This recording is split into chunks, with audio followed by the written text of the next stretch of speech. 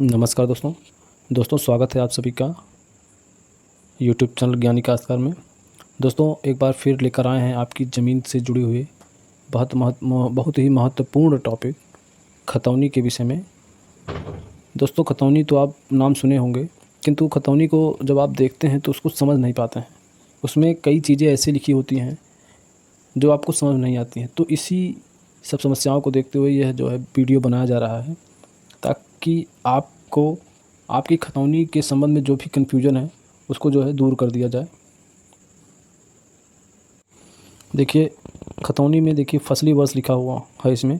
जैसे ये खतौनी आप देख रहे हैं तो इसमें 1426 फसली से 1431 फसली, और खतौनी की खाता संख्या, संक्रमणी भूमिधर, भौमिक अधिकार प्रारंभ होने का वर्ष, गाटे का क्षेत्रफल और इसकी मालगुजारी, तमाम ऐसे पॉइंट या लिखे होते हैं उसमें कॉलम में कि आपको समझ में नहीं आ पाता है कि ये क्या है, इसका क्या मतलब है। तो वीडियो को जो है आप पूरा देखिएगा। हम लोग इसमें सारी जानकारी जो है देखने वाले हैं। यदि आप हमारे चैनल पर पहली बार विजिट कर रहे हो तो चैनल को सब्सक्राइब करके बेल आइकन को ऑन कर लें, क्योंकि हम ऐसे ही आपकी ज़मीन से जुड़े हुए महत्वपूर्ण टॉपिक पर वीडियो जो है बनाते रहते हैं।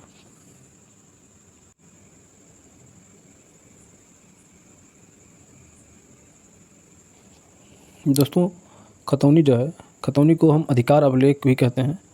खतौनी खाता संख्यावार तैयार की जाती है। खतौनी को आप ऐसे समझिए जैसे कि किसी पुस्तक में जो पेज संख्या होता है, पेज संख्या, उसी के अनुसार जो है खतौनी तैयार की जाती है। पेज संख्या जैसे होता है 1 2 3 4, वैसे ही खतौनी की खाता संख्या होता है 1 2 3 4, जो आगे ऐसे बढ़ता जाता है। खतौनी को आप देखना जानते होंगे, यदि न जानते हो तो हम आपको बता दें कि खतौनी को आप भूलेख की वेबसाइट पर जाकर ऑनलाइन चेक कर सकते हैं।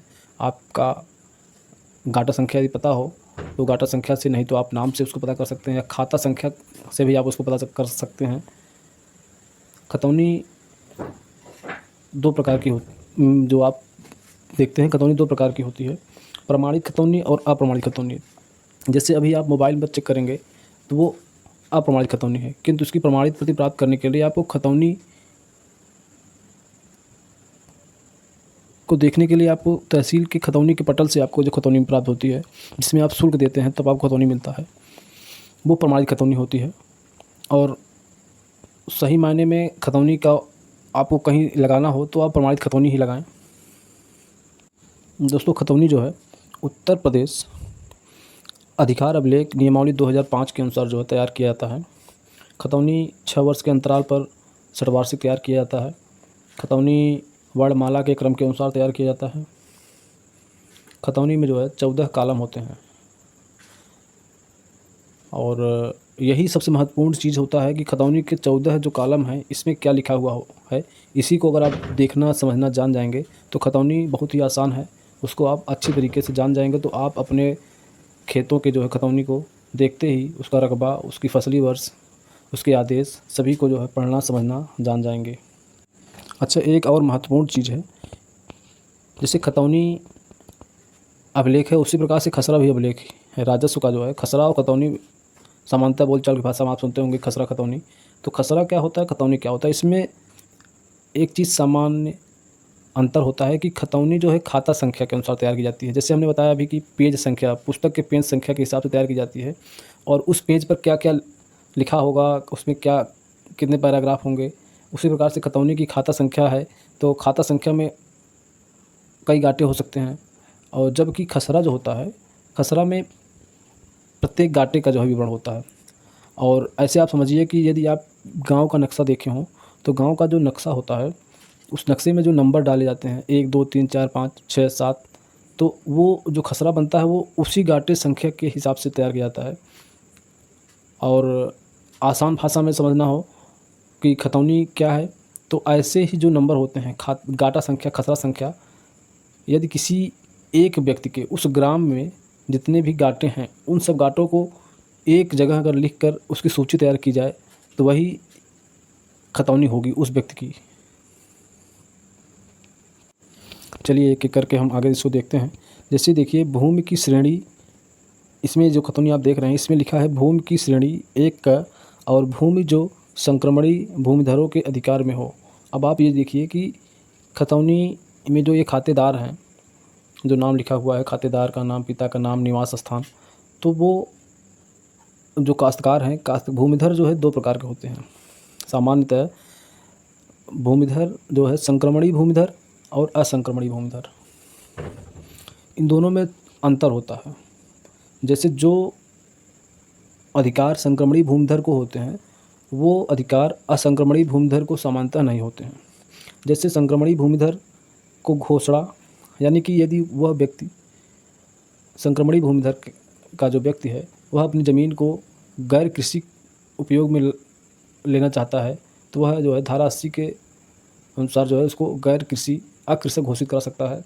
वह अपनी ज़मीन को बेच सकता है और वह जो है अपनी ज़मीन को जो है बंटवारा करा सकता है, सरकारी बंटवारा करा सकता है, विभाजन करा सकता है। जबकि ये सब अधिकार असंक्रमणी अधिकार वाले भूमिधर को नहीं होते हैं। हाँ, उसको जो है अपने भूमि पर कब्जे का अधिकार होता है। उसके बाद देखिए, अब हम लोग जान लेते हैं कि फसली वर्ष क्या होता है। देखिए, इस खतौनी में यहाँ लिखा हुआ है 1426 फसली से 1431 फसली, यानी कि यह जो खतौनी है, यह खतौनी 1426 फसली से लेकर 1431 फसली तक रहेगी। अभी हमने बताया था आपको कि खतौनी षडवार्षिक तैयार की जाती है, यानी कि यह 6 वर्ष की खतौनी है। और इसमें देखिए एक और चीज़ है कि भौमिक अधिकार प्रारंभ होने का वर्ष 1426 फसली यहाँ लिखा हुआ है। तो वैसे हम बता दें कि यह जो खतौनी आप देख रहे हैं, यह खतौनी नई चकबंदी, यानी कि उस ग्राम की खतौनी है जहाँ दोबारा चकबंदी हो चुकी है और नई चकबंदी हुई है, इसलिए यहाँ 1426 फसली लिखा हुआ है। और जहाँ पुरानी चकबंदी यानी प्रथम बार की चकबंदी हुई है, उन सब खतौनी में आप देखेंगे तो 1370, 1372, 75 ऐसे, 1378 ऐसा लिखा रहता है। चलिए हम आपको आगे दिखाते हैं कि फसली वर्ष को आप कैसे निकाल सकते हैं, कैसे समझ सकते हैं कि ये जो फसली वर्ष लिखा हुआ है या वर्तमान में कौन सी फसली वर्ष चल रहा है। देखिए, हमने यहाँ बताने का प्रयास किया है फसली वर्ष को। यहाँ एक डेट लिखा हुआ है 1 जुलाई 1952। यह डेट जो है, इस डेट को जो है 1360 फसली कहा जाता है। 1360 फसली इस डेट को कहा जाता है। और यदि आपको वर्तमान में कौन सी फसली चल रहा है इसको आपको जानना हो तो 1 जुलाई 1952 को वर्तमान डेट से जो आप घटा देंगे, उसका जो अंतर आएगा उसको 1360 फसली में ऐड कर देंगे, तो आपको पता चल जाएगा कि वर्तमान में कौन सी फसली चल रहा है। उसके बाद देखिए, खतौनी में लिखा होता है कि खतौनी की खाता संख्या, जिसको हमने अभी बता ही दिया कि खतौनी की खाता संख्या क्या होता है और गाटा संख्या क्या होता है। उसके साथ साथ देखिए उसमें क्षेत्रफल भी लिखा होता है, और खतौनी में जो क्षेत्रफल होता है वो हेक्टेयर में लिखा होता है। यदि आपको पता होगा तो आप समझ जाएंगे कि इस गाटे का क्षेत्रफल कितना है, कितना बिस्वा है, कितना बीघा है या कितना धूर है। यदि आप नहीं जानते होंगे तो कन्फ्यूज हो जाएंगे। वैसे हम आपको जानने के लिए बता दें कि 1 हेक्टेयर बराबर जो है 10,000 वर्ग मीटर होते हैं। और हर ज़िले का और प्रदेश में जो है अलग अलग जगह पर बीघा, बिस्वा, धूर का जो है पैमाना अलग अलग होता है। तो इसको आप अपने यहाँ का पैमाना देखकर समझ लें कि जो है वहाँ आपके यहाँ का बिस्वा और बीघा कितना है।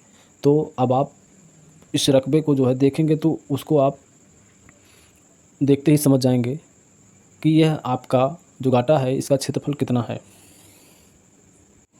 दोस्तों, कभी कभी खतौनी में जो है जहाँ पे ये गाटा संख्या लिखा हुआ है, इस गाटा संख्या के साथ साथ एक शब्द जुड़ा होता है, मी।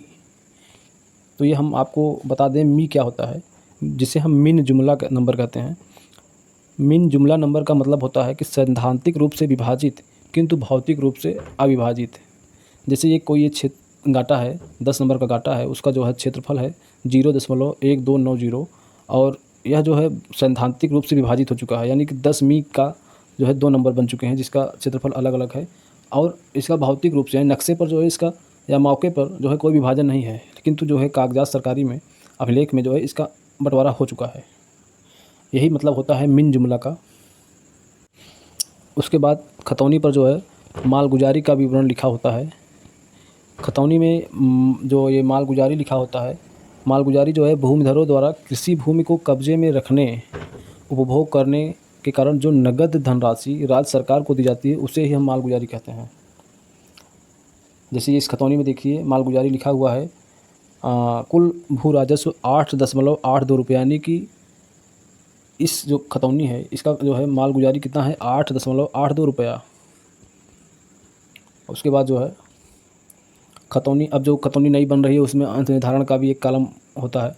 जब आप अंश निर्धारण वाली खतौनी निकालेंगे तो उसमें अंश निर्धारण भी रहता है कि उसमें कुल कितने खातेदार हैं और उसमें किसका कितना अंश है।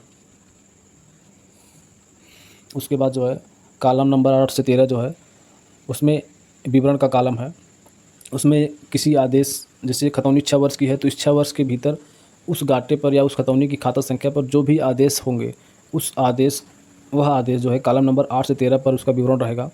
यदि कोई ज़मीन बेचता है तो उसका आदेश रहेगा, कोई व्यक्ति मृतक हो जाता है तो उसका आदेश उस पर अंकित होगा। यदि किसी खतौनी में कोई त्रुटि है और उसका संशोधन हुआ है तो उसका आदेश उस पर अंकित रहेगा। और भी जो ज़रूरी आदेश कोई उस खाता संख्या पर किसी मुकदमे का है वो भी उस पर अंकित रहेगा। और कॉलम नंबर संख्या जो 14 है वो टिप्पणी का कॉलम है।